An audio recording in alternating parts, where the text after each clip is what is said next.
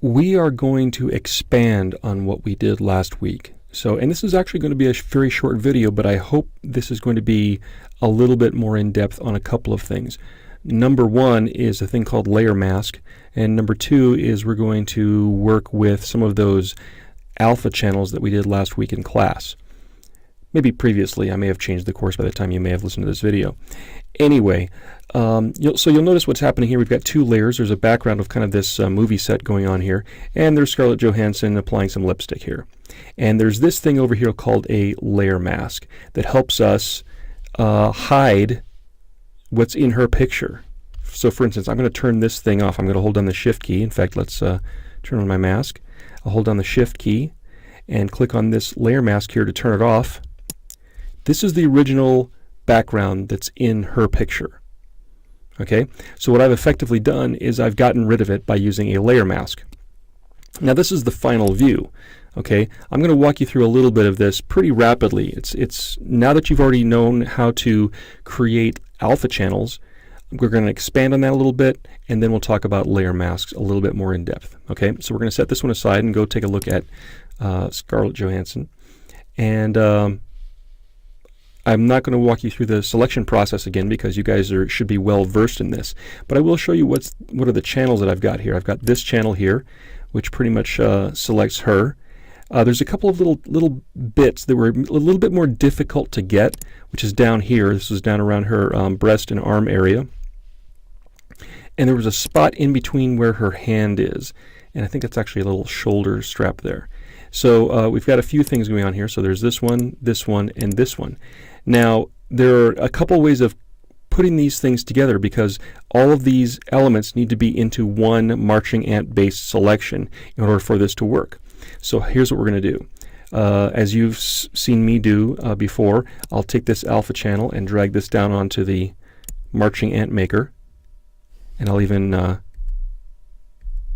hit quick mask a couple of times, letter Q. And you may have also heard me say in class, it might be a little bit confusing because right now what's really happening is this background stuff is the selected stuff, and she is going to be masked out when I go into quick mask. Okay? And sometimes it's very confusing as to which is what. And all it is you've got to be prepared to either inverse or invert your selections. Okay, let me just give you a brief example here. So here's alpha 1. I could hit Command I, and it flips it. And I'll hit Command Z to go back. In fact, we just Command Z a few times.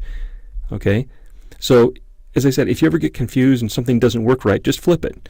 Just hit Command Shift I, which will inverse. Actually, I'm sorry. What we're doing is inverting. Inverting actually makes a negative out of your image. For instance, let's click on RGB for a minute, and I'll hit Command I to invert, and it makes a negative,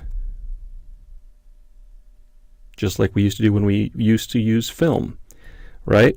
Okay, that's what invert does. Inverse is actually more for doing marching ants. So let's say that I load this up here,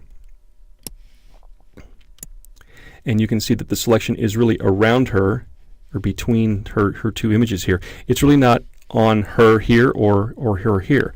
Okay, now if I inverse this, we've done this before, Command Shift I. Okay, and now she's selected here and she's selected here.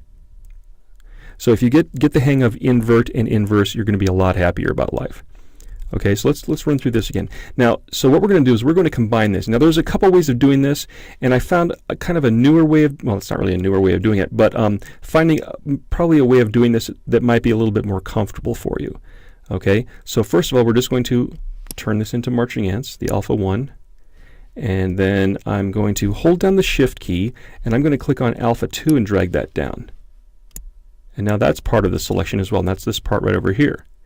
Okay, now we're going to do the same thing for this one that was labeled alpha 4. And that's this little business over here.